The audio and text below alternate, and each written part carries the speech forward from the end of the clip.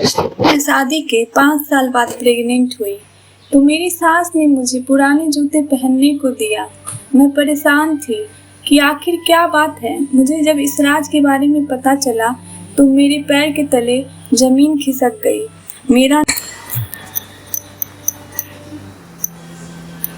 मेरा नाम श्वेता है। मेरी शादी हुए 5 साल हो गए थे, लेकिन अभी तक मेरी कोई औलाद नहीं है।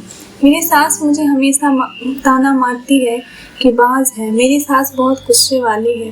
ये बात मैं तब समझ गई थी जब शादी करके इस घर में आई थी। उसी दिन से मेरी सास का रवैया ही ऐसा था। धीरे धीरे समय गुजर रहा था। अब शादी के 5 साल हो गए थे, लेकिन अभी तक मेरी कोई औलाद नहीं थी। इसलिए मेरी सास मुझे हमेशा ताना मारती और झगड़ा करती। मेरे पति को भी मेरे खिलाफ उल्टा सीधा कहकर उनसे भी बात सुनवा देती थी। मैं बहुत तनाव में रहती थी। एक दिन मैं अपने मायके गई। मेरी माँ एक साधु बाबा के पास ले गई या उनको मेरी सारी बातें बताई सासू माँ के बारे में। तो साधु बाबा बोले, जब तेरी सास बोलना चालू करे तुम कुछ बोलो ही मत, बात वहीं पर खत्म हो जाएगी। मैंने साधु बाबा की बात मान ली और अपने ससुराल चली गई। मेरी सासू माँ अब कुछ भी कहती मैं चुपचाप सुनती रहती। वो भी अब समझ गई थी कि मेरे घर में अब शांति का माहौल हो गया था। एक दिन अचानक मेरी तबीयत खराब हो गई। तब पता चला कि मैं प्रेग्नेंट हूँ। जानकर सभी लोगों को खुशी हुई। अब सब लोग मेरा ख्याल रखने लगे। मेरी सासू माँ मुझे एक पुरानी टूटी फटी अपना एक जूता लेकर आई और मुझे देकर बोली कि ये 9 महीने तक पहने रहना है, इसे कभी मत उतारना, नहीं तो मुझसे बुरा कोई नहीं होगा। किसी भी हाल में ये जूता तुमको पहनकर ही रहना है। मैं तो हक्का बक्का रह गई। मैं जब जूते पहनकर बाहर जा रही थी तो सासू माँ ने बाहर से जाने को मना कर दिया। मुझे अब ऐसा लग रहा था कि कोई भी हालत में ये जूते नहीं पहनूंगी, क्योंकि वो इतना गंदा था। मुझे देखकर ही घृणा भर रही थी।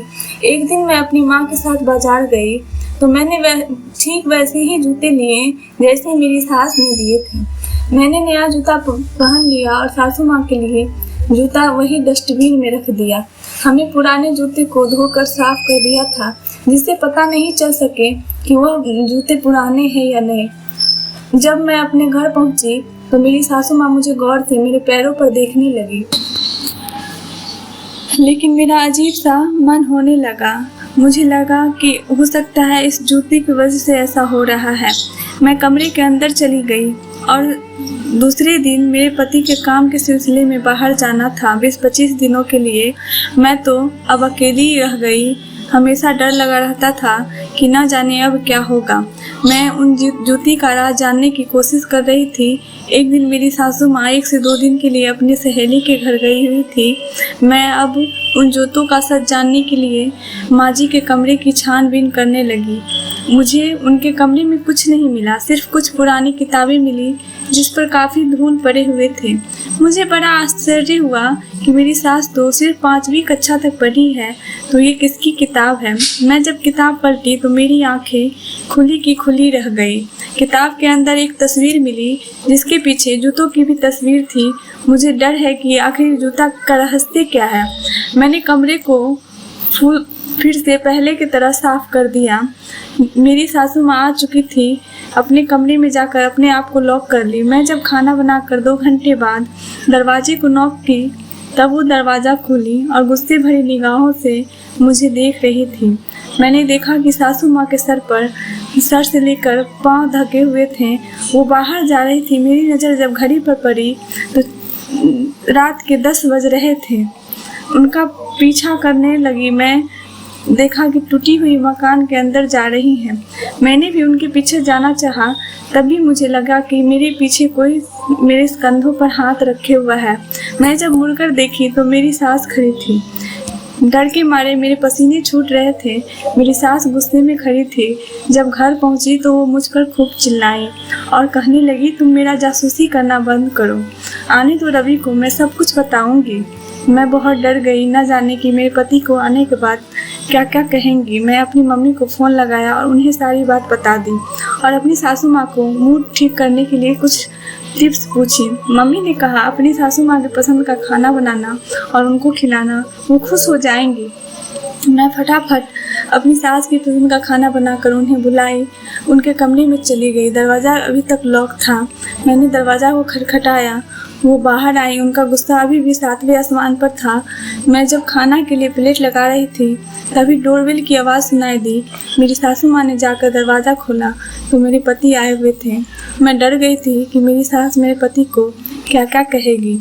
इशारे ही इशारे में बहुत गिड़गिड़ा रही थी। मेरे पति अपनी माँ को यात्रा के बारे में बता रहे थे। मैं गुमसुम होकर अपने कमरे में चली गई। मेरी सास को मुझे पर तरस आ रही थी, इसलिए उन्हें मेरे पति को कुछ नहीं बताया। दूसरे दिन भी मैंने जो देखा कि सासू माँ छुपते हुए रात को 10 बजे जा रही थी। मैं भी अपना हुलिया बदल कर उनका पीछा करने लगी। उस दिन भी सासू माँ उसी खंडर मकान के अंदर गई। उनके पीछे पीछे मैं भी अंदर चली गई। तब जो मैंने देखा वो रोंगटे खड़े हो गए। मेरी सास मुझे देखकर शॉक्ड हो गई।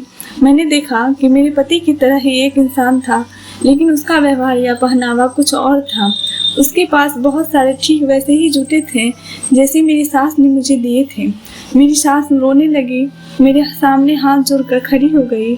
आज हैरान थी। मेरी सासू माँ ने असली कहानी बताने लगी। वो कहने लगी कि जब मेरी शादी हुई थी तब मेरी सास बहुत कड़क मिजाज की थी और बहुत गुस्से वाली थी। मुझे बच्चे नहीं हो रहे थे तो हमेशा वो मुझे ताना देती थी। कुछ सालों बाद मैं जब माँ बनी तो 2 जुड़वे बच्चे की माँ बनी। एक जैसे ही थे लेकिन एक बच्चा दूसरी दुनिया का था। मेरी सासू ने मुझे ये सब बताया कि अपने घर में ही नहीं रहने देते थे। ये दुनिया बहुत जालिम है। रवि के पिता के गुजर जाने के बाद मैं शहर में आ गई। लोग भी मेरे इस बच्चे को पसंद नहीं करते थे, इसलिए उससे पूजा पाठ करवाया ताकि बची हुई जिंदगी अच्छी हो जाए इसकी। ऐसी ही बेबस और लाचार औरत थी जिसका बच्चा नहीं था। उसको मैंने अपनी बेटी की जूता दी। उसको बोली कि 9 महीने तक पहनकर रहना, तो उसको बेटा हुआ। तब से मैंने ऐसे ही बेबस और लाचार औरत की मदद करना चालू कर दी। इसलिए मैंने तुम्हें वो जूता पहनने को दिए थे ताकि तुम्हें भी बेटा हो। सच्चाई जानने के बाद मेरे आंसू रुकने का नाम ही नहीं ले रहे थे। आज सासू माँ को गले से लगाई और चली गई, घर चली गई। आप लोग को ये कहानी कैसी लगी ज़रूर बताइएगा और ऐसी ही कहानियों के लिए हमें सब्सक्राइब ज़रूर कीजिएगा। धन्यवाद।